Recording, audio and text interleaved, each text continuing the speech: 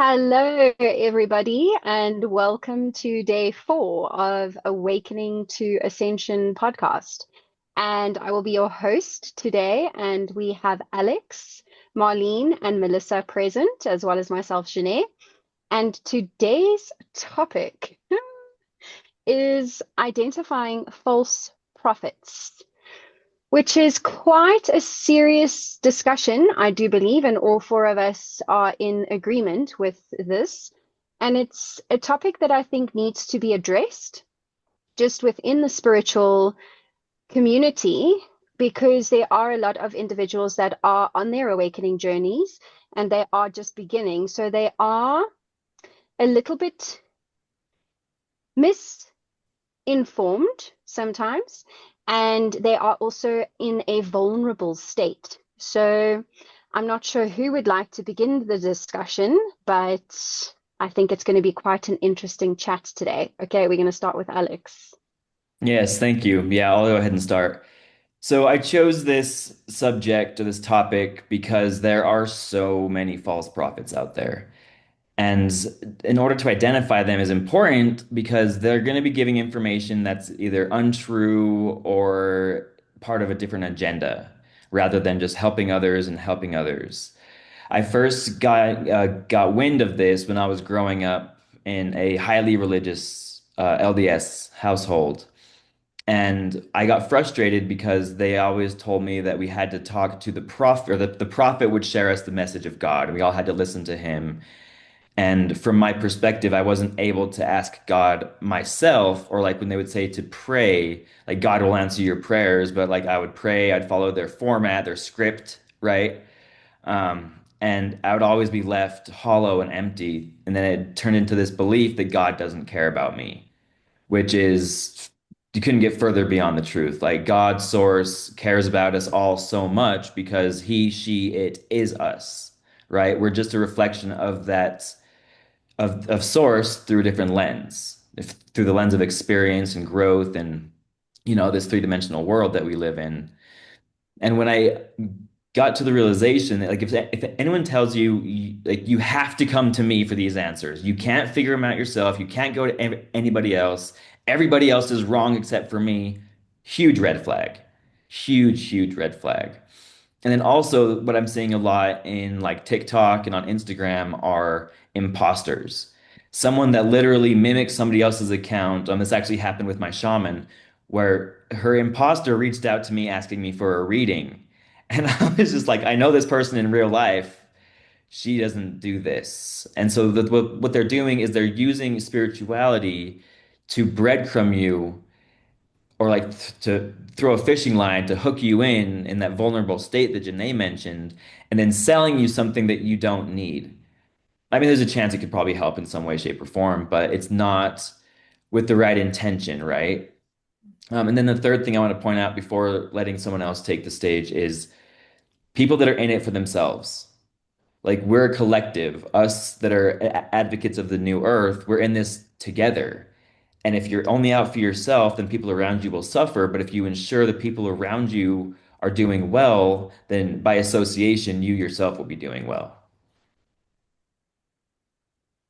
No, absolutely. I completely agree with you. And a very, very another big flag that you can look out for is when these so-called prophets are prioritizing financial gain.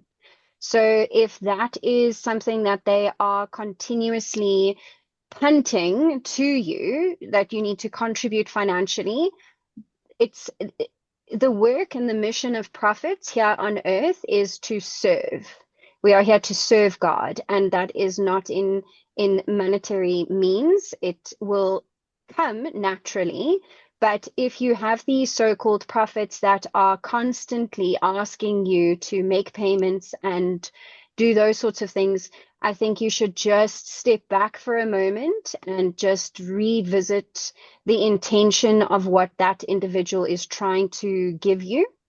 So I just wanted to add that to what you have already said. And, Marlene, do you have anything that you'd like to share with regards to your experience? Well, I think for me, um, The first thing I'd like to say is that the word discernment comes to mind as well, that people are going to need to learn to discern much more in terms of who's out there, what people are saying, what people are offering, and as you have mentioned, the intention behind it. It is not just to take people at face value and believe anything that gets put onto the plate. It's honestly about how does this resonate with me, and doing a lot more work in terms of what is behind this person, what is the actual mission and vision and intention that sits behind all of these offerings and these people, because there is so much out there, and one honestly has to um, be so much more careful and discerning in your own spiritual center and your connection on your third eye, even your consciousness. You have to really step up to the plate. Thanks, Marlene. And another thing I'd like to also add is these individuals, so-called prophets, will also tell you that you should not be listening to other teachings or being exposed to other individuals that are also sharing. So they want to keep you only listening to what they have to share, so that you almost feel like you are relying only on their knowledge to enlighten you. And it's almost a trap that they are putting you into. So, and I say this out of experience, I experienced during a course per se with somebody who basically said that I was not allowed to practice other yoga and do meditations and do anything other than what they were teaching me. And in this stage of my awakening journey, I didn't know that that was a red flag. So that's also just something that I wanted to share with you all. And and Melissa, do you have anything that you would like to share from experience or just knowing? I want to say guide, spiritual leader, prophet, coach, they all fall under the same name, right? And I do want to say, I think that everyone's going to pull from the theory, right? And create their own.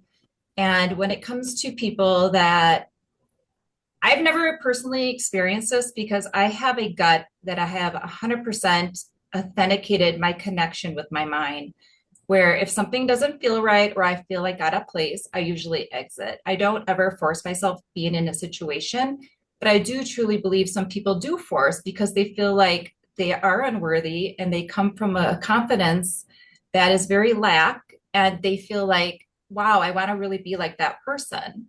And I think that's kind of the, bobber in the water. And the person that is feeding the information is the fisherman. And we are the fish. And, that little hook with the little minnow may look good to us, but it might not always be what we expected it to be. And I think ultimately coming in, it's just research. So much is out there now that we can, my first thing of the word prophet was what Alex was talking about, in Utah, right? The whole background of the I have Mormons that live in my neighborhood. They are amazing. They do tons of work, service work. They leave their home 6 to 8 months to go to like Australia or to China.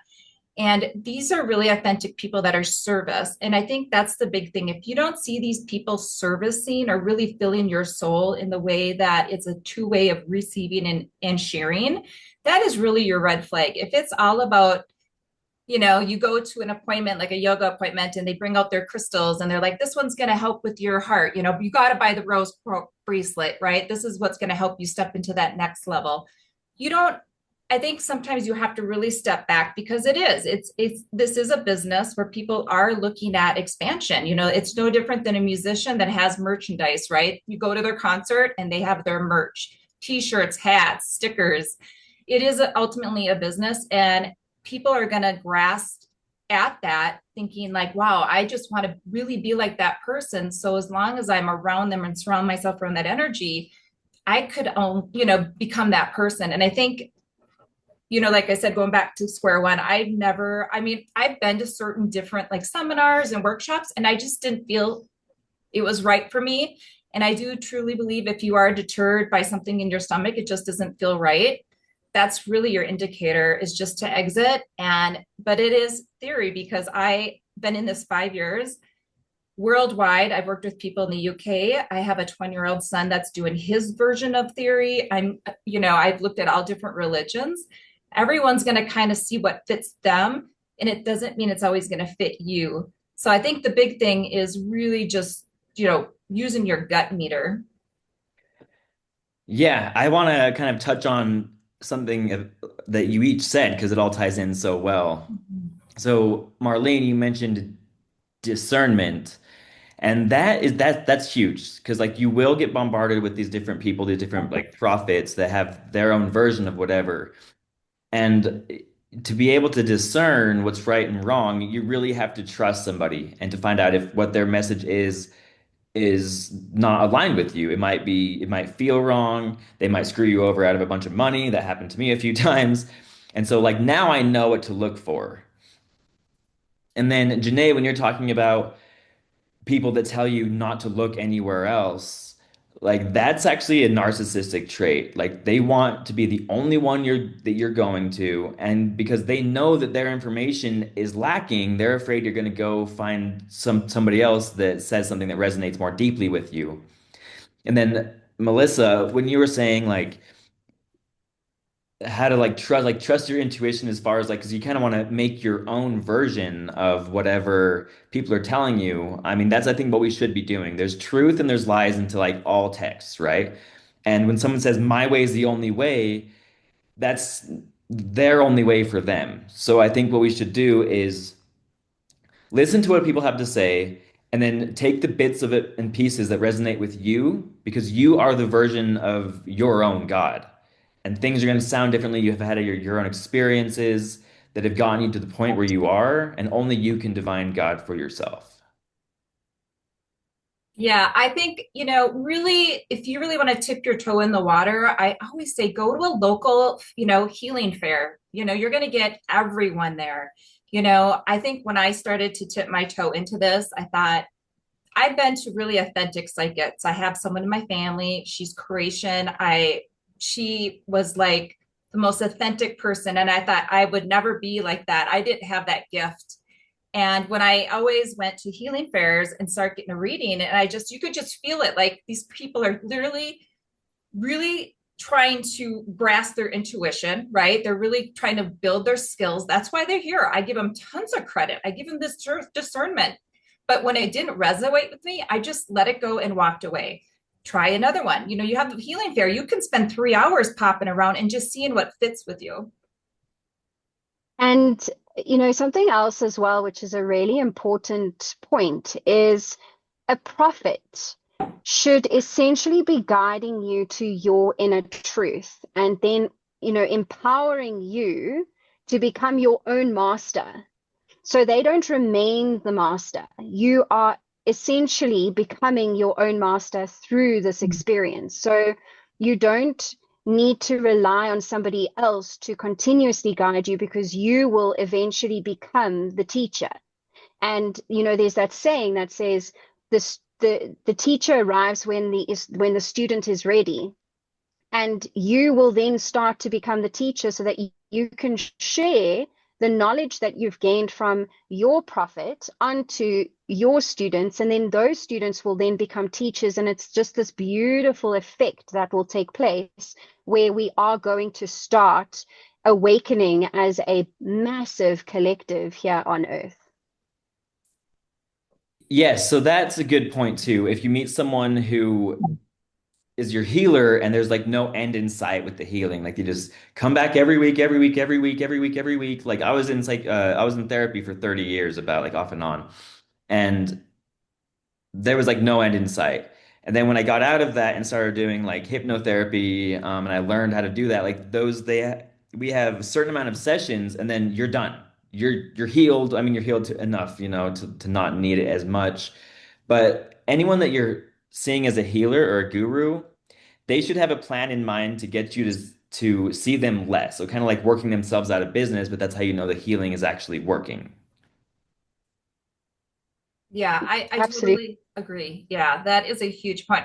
When I went through my Reiki master training, I didn't think I'd ever reach that. I just wanted to do Reiki 1 so I could do intuitive development skills and take my guides classes. And once I found that foundation and resonated with her and the skills, and she even said in day 1 that when you have a client, because usually when you're Reiki 2, Reiki 3, you can start bringing on clients. She said, if someone is coming back to you on a regular basis, you are literally taking their power away from them. And you do have to step in and say, this is something that you have to trust within yourself. And you have to cultivate that within yourself to go to that next level yourself. And it is. And right there, when she told me that, I was like, this is my true guide. This resonates with me. She's authentic. This is someone that I know she's going to say, nope, you don't need that. Even though I'm crying, like, I want more classes. I want more classes. She would tell me, she was like my drill sergeant. And I think you have to find what resonates with you. And I needed that very type A personality, sweetest woman, but she was like a drill sergeant, and she said, nope, cutting you off. You don't need to come to this class. You are already ready. So you need someone that's going to step you into your own power. Yeah, absolutely. I think that's critical to understand that I am my own master, and that whomever I come into contact with and whatever they are to give me is for my highest power, not for actually feeding into them, and that they honor me for being my own master and empowering me in every step. That's absolutely, I think, the most critical thing ever. Yes. And I think that is a perfect wrap up for our episode today. We are out of time. Thank you so much for joining us. If you like the content, please like and subscribe. If you have any comments on how to identify false prophets, or maybe someone that has wronged you in the sense of healing or guidance, drop that in the comments below. And if you're looking for a community, you can definitely join us. You go to school.com/ascend pathway. I'll put the link in the description as well. Thank you so much for being here with us, and have a wonderful rest of your day.